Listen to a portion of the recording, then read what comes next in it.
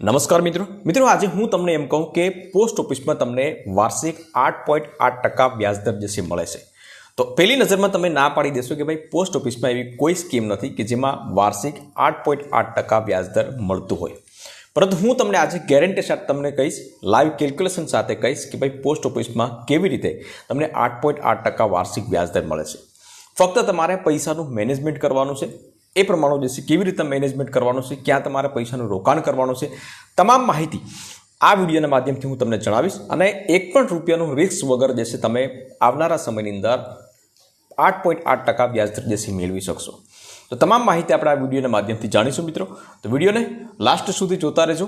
તો ચાલો શરૂ કરીએ. તો વિગતવાર વાત કરીશું મિત્રો આપણે કે કેવી રીતે પોસ્ટ ઓફિસમાં તમને 8.8% વાર્ષિક વ્યાજદર મળે છે. એનું કેલ્ક્યુલેશન કરીને આપણે વાત કરીશું. આપણે પૈસાનું રોકાણ કરીએ તો સૌથી મહત્વની વસ્તુ જો કોઈ હોય તો તે છે સુરક્ષા.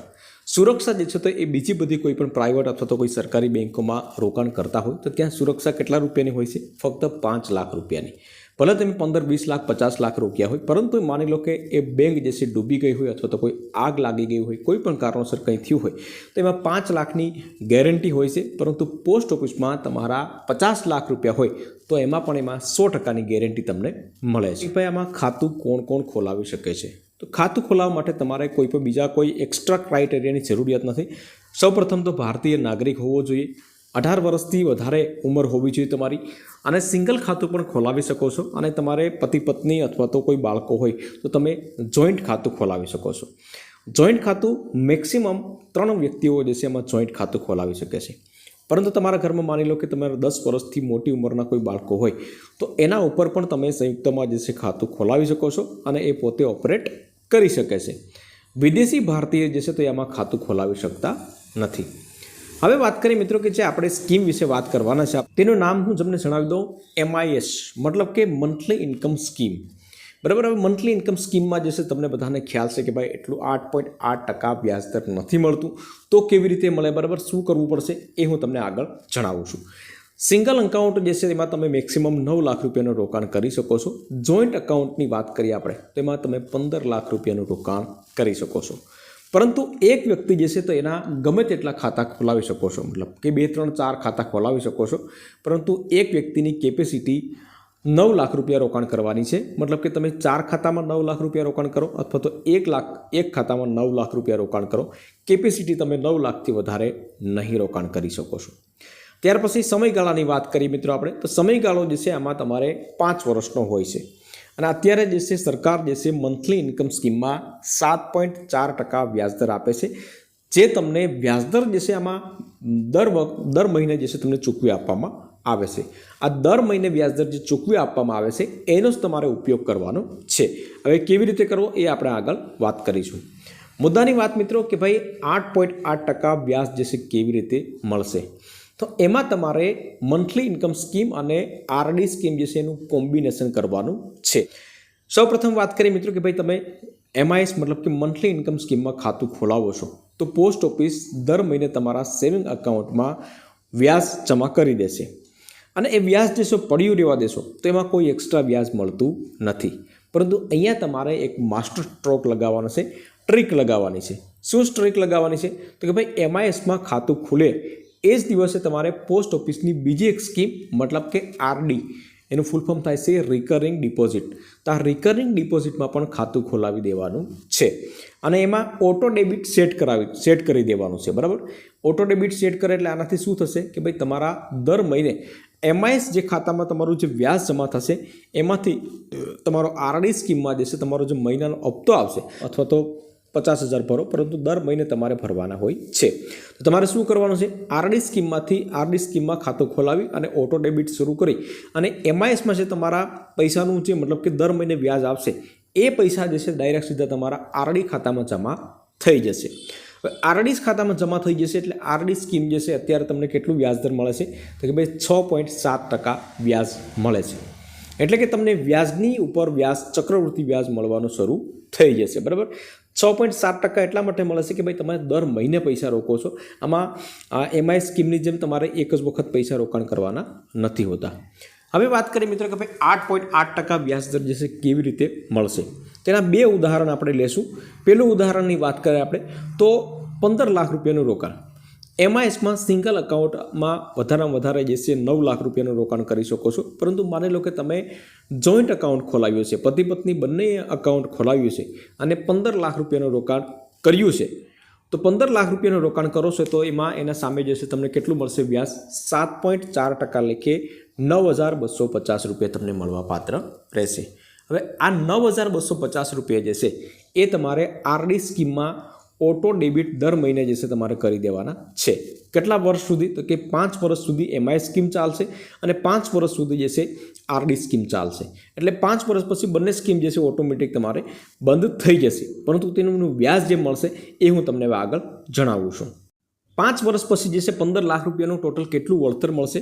તો તમે જે 9,250 જે આરડી એમઆઈ સ્કીમમાંથી તમને જે વ્યાજ મળ્યું હશે અને આરડી સ્કીમમાં તમે રોકાણ કર્યું છે, તો 5 વર્ષમાં તમારું ટોટલ જે છે કેટલું થશે? તો ભાઈ 5,55,000 રૂપિયા તમારા થશે. તો એ જ પ્રમાણે તમારા ત્રિમાસિક ચક્રવૃત્તિ વ્યાજના લીધે જે છે તમને એનું મળેલું વ્યાજની વાત કરીએ આપણે તો 1,05,000 રૂપિયા તમને આરડી સ્કીમમાંથી વ્યાજ મળવા પાત્ર રહેશે. અને એમ મળી અને ટોટલ જે છે તમારે કેટલું વ્યાજ થશે? તો કે ભાઈ 6,60,000 રૂપિયા. તમારા જે 15 લાખ રૂપિયા જે છે એમાં તમારું ટોટલ જે છે તમારા જમા રકમ અથવા તો વ્યાજ ગણો તો 5,55,000, પરંતુ એમાં તમે આરડીમાં તમે 5 વર્ષ ઓટો ડેબિટ કરાવીને કરશો તો તમને એક્સ્ટ્રા કેટલું મળશે? 1,05,000 રૂપિયા. તો એમ મળી અને 5 વર્ષ પૂરા થઈએ તમારા ટોટલ રકમ જે છે થશે 6,60,000 રૂપિયા. હવે 6,60,000 રૂપિયા તમને વ્યાજના ખાલી મળશે અને એના સામે જે છે તમારી મૂળ રકમ જે છે 15 લાખ રૂપિયા તો તમારા મળવાના જ છે. તો આ પ્રમાણે જે છે તમારા આરડી સ્કીમમાં તમારું જે વ્યાજ મળે છે એમઆઈએસનું એ ટ્રાન્સફર કરી અને તમે આ પ્રમાણે 8.8% વ્યાજદર મેળવી શકો છો. જોઈન્ટ અકાઉન્ટ ખોલાવવું ન હોય તો તમે સિંગલ અકાઉન્ટ પણ ખોલાવી શકો છો.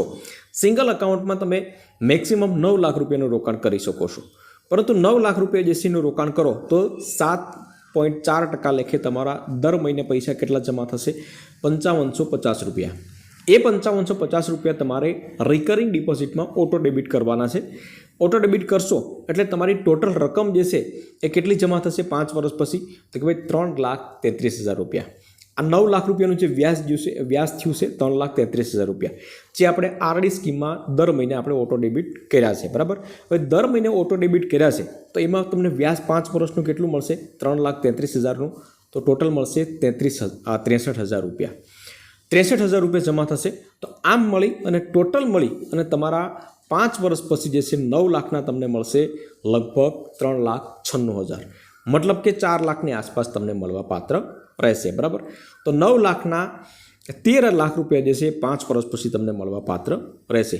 તો આ પ્રમાણે તમે થોડી ટ્રીક અપનાવશો, બરાબર, તો તમને બહુ મોટો ફાયદો મળશે અને તમે વ્યાજદર ગણી લેશો તો 8.8%ની આસપાસ તમને મળવા પાત્ર રહેશે. હવે વિડીયો આગળ વધારતા પહેલાં મિત્રો તમને એક વાત ખાસ જણાવવાની છે કે આ આર્ટિકલની લિંક જે છે હું નીચે આ વિડીયોના ડિસ્ક્રિપ્શન બોક્સમાં રાખી દઈશ, તો ત્યાંથી તમે ચેકઆઉટ કરી શકશો.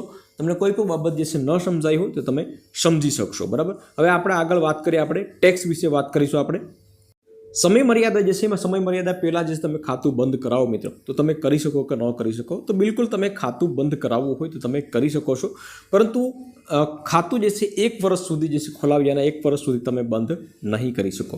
પરંતુ 1 વર્ષથી 3 વર્ષની વચ્ચે જો બંધ કરશો તો 2% તમારા જે મેન પૈસા જે છે મુખ્ય પૈસા જે છે કાપી લેવામાં આવશે.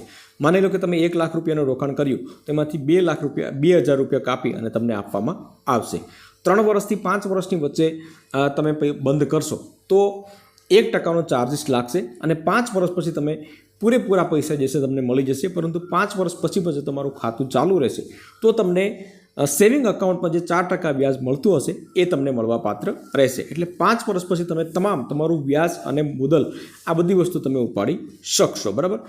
અહીંયા ઓફિશિયલી વેબસાઇટ પર હું આપી દઈશ પોસ્ટ ઓફિસની, તો ત્યાં વિઝિટ કરી અને તમે ચેકઆઉટ કરવું હોય તો તમે વધારે માહિતી મેળવી શકશો, બરાબર. હવે ખાતું ખોલાવવા માટે તમારે નજીકના પોસ્ટ ઓફિસમાં તમારે જવાનું રહેશે અને ત્યાં તમારે Aadhaar card, PAN card, passport size ફોટા, જેટલા પૈસા જે છે રોકવાના હોય એ ચેક અથવા તો રોકડા પૈસા તમારે લઈ જવાના રહેશે. પરંતુ ખાસ યાદ રાખજો મિત્રો કે તમારે ઓટો ડેબિટ જે છે આરડી સ્કીમમાં ઓટો ડેબિટ અથવા તો એમઆઈ સ્કીમમાં ઓટો ડેબિટ કરાવવું જે છે એક્ટિવ કરાવી દેશો, જેથી કરીને તમારે દર મહિને ધક્કા ખાવા ન પડે, બરાબર. ટેક્સના નિયમો, તો ટેક્સ જે છે તેમાં મિત્રો આમાં છૂટછાટ નથી મળતી. તમારે જે પણ એમઆઈએસમાં તમને દર મહિને વ્યાજ મળશે એ ટેક્સેબલ રહેશે, મતલબ કે એમાં તમારો ટેક્સ જે છે એ કપાશે. 7 લાખથી વધારે જો તમારી ઓછી કોઈ પણ મતલબ ઇન્કમ જે છે આખા વર્ષની 7 લાખથી ઓછી થતી હોય તો પછી તમારે ત્યાં 15Gનું ફોર્મ જે છે એ ભરી અને તમે ટેક્સથી બચત કરી શકો છો. પરંતુ 7 લાખથી વધારે જો તમારી ઇન્કમ વાર્ષિક થતી હોય તો પછી તમારે જે પણ રેગ્યુલર બધાને ટેક્સ લાગતો હોય એ તમને લાગવા પાત્ર રહેશે. તો આ પ્રમાણે તમે જે છે મિત્રો તમે પોસ્ટ ઓફિસની એમઆઈ સ્કીમમાં અને આરડી સ્કીમમાં જે છે બંનેનું કમ્બાઈન કરી અને 8.8% વાર્ષિક વ્યાજદર મેળવી શકો છો મિત્રો. આમાં તમને કોઈ પ્રશ્ન હોય તો તમે કોમેન્ટ કરી શકો છો. વિડીયો ગમે હોય તો વિડીયોને એક લાઇક જરૂરથી કરી લેજો, શેર કરજો અને ચેનલ ઉપર નવા આવ્યા હોય તો ચેનલને સબસ્ક્રાઈબ જરૂરથી કરી લેજો.